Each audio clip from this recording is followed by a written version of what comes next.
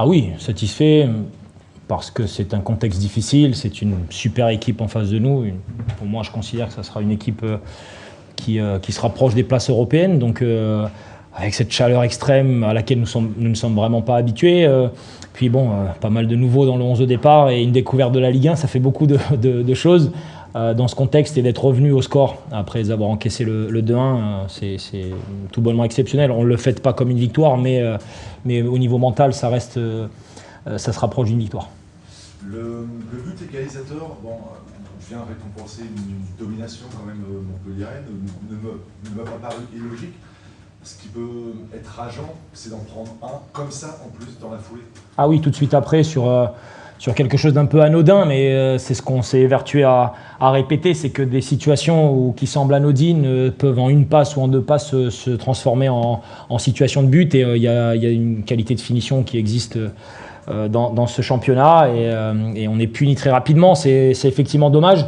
Maintenant, c'est aussi un moment de match où on avait pas forcément, enfin on était un petit peu sonné, et donc ce but vient enfoncer le clou.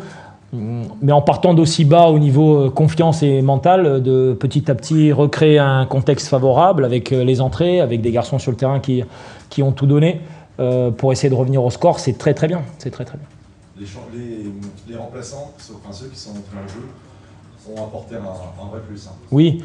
Après, on savait qu'il y avait deux matchs dans le match, dans ce contexte de chaleur. À partir de la 60e, 65e, il y a un deuxième match qui s'enclenche. Il y a généralement moins de rigueur tactique, il y a moins de phases défensives organisées. Et on était sûr qu'on aurait des opportunités, peu importe le score. Il aurait été génial d'avoir pu continuer à mener au score encore à la 60e, 65e, mais les garçons ont super bien exploité les espaces qui s'offraient à nous, et les entrées de nos remplaçants ont fait beaucoup de bien dans l'aspect technique, parce qu'on a réussi à poser un petit peu le jeu, à se relâcher un peu plus. Peut-être le fait de n'avoir rien à perdre a aussi un peu joué sur le côté mental. Mais en tout cas, d'avoir cette force collective pour pouvoir changer et modifier la dynamique d'un match, c'est pour un coach et pour un staff, c'est vraiment génial.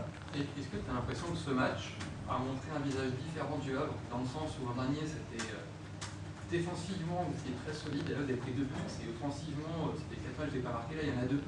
Oui, après je pense qu'on a malgré tout montré quand même une bonne solidité défensive malgré les 2 buts encaissés. On a toujours eu, et c'est très bon de confirmer ça, une capacité sur coup de pied arrêté d'être dangereux. On a scoré sur ça, on a eu une grosse occasion en deuxième mi-temps encore. Mais on a des joueurs, on a un collectif qui est capable d'amener les ballons devant les buts dans de bonnes conditions. Et aujourd'hui, Sam, qui est quelqu'un qui est habitué à ce niveau, qui a un énorme enthousiasme pour revenir, marque un but vraiment exceptionnel sur une belle phase construite. On a des capacités, on a des garçons qui sont sur le retour également. Sam en fait partie, Yacine revient. Des garçons qui ne sont pas encore complètement prêts au niveau athlétique, mais petit à petit, on va se construire. Et s'il y a encore un ou deux renforts, déjà Emmanuel, et si encore un renfort peut arriver, on aura pléthore de choix pour dynamiser notre attaque. Mais oui, j'aurais préféré prendre un match nul sans trop encaisser. Maintenant, il faut penser aussi au public un petit peu. C'est un joli match. Tu parles des renforts, on a le sentiment avant que Montpellier impose une forte pression, puisqu'il y a eu des gros moments de tempête quand même. Il y a eu plusieurs opportunités peut-être de faire le break.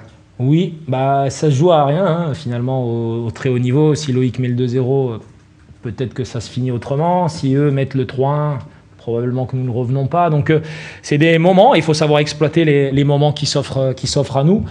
Maintenant, avoir une mentalité, peu importe le score, peu importe le contexte, de ne jamais lâcher, ça sera essentiel pour nous tout au long de la saison. Et finalement, même avec les changements opérés à l'intersaison, on retrouve une cohésion, un collectif et une équipe qui veut tout donner et se battre jusqu'au bout. Tu parles de changement, justement, quand vous êtes retrouvé mené 2-1, tu as décidé de faire quoi tactiquement au niveau des changements? Qu'est-ce que tu as voulu changer et apporter? On est repassé en 4-3-3 sur un système que l'on maîtrise. On savait qu'on offrirait peut-être un peu plus de transition, ce qui a été le cas, notamment sur la situation du 3-1. Par contre, ça nous offre forcément plus d'ambition et de possibilités de jeu dans un moment où c'est vrai que Montpellier commençait à souffrir aussi dans les replacements et dans la phase défensive. Donc on a essayé de l'exploiter.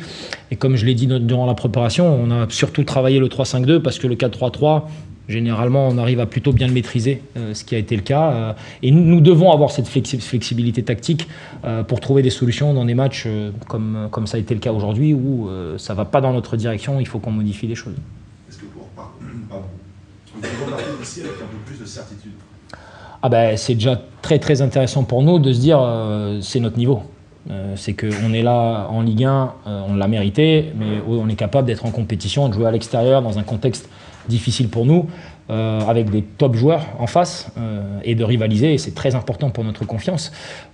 Prendre un point à l'extérieur sur un déplacement, c'est, on va dire, ça solidifie l'état d'esprit du groupe.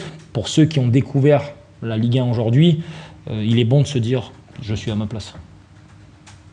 Quand on peut aller une deuxième but, est-ce que toi tu t'es dit, avant le match n'était pas fini, tu t'es dit 2 buts en 3 minutes là? Ça fait mal à la tête, mais l'objectif, pour un staff, ce qui est essentiel, c'est pas de s'apitoyer sur son sort, parce que les garçons ont besoin de réaction, et ils en ont eu, eux, sur le terrain, mais nous aussi, on est en devoir de leur apporter un soutien dans la réorganisation, les joueurs qu'on fait rentrer, et voilà, félicitations vraiment au staff et à tous mes adjoints qui ont tout de suite su se remettre dans la discussion et trouver des solutions. Et c'est comme ça qu'on va y arriver.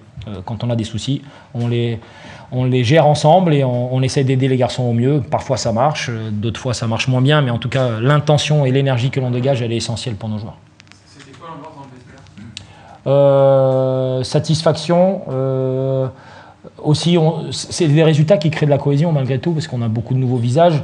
Il n'y a rien de mieux comme team building d'aller chercher des points quand c'est très difficile, quand tu souffres, et que finalement, collectivement, tu arrives à remplir ton objectif. Quand il y a des garçons qui ont fini avec des crampes énormes, avec un visage complètement tuméfié, quand on se regarde, on se dit, voilà, en groupe, on est allé chercher un gros point, donc il y avait cette notion de satisfaction.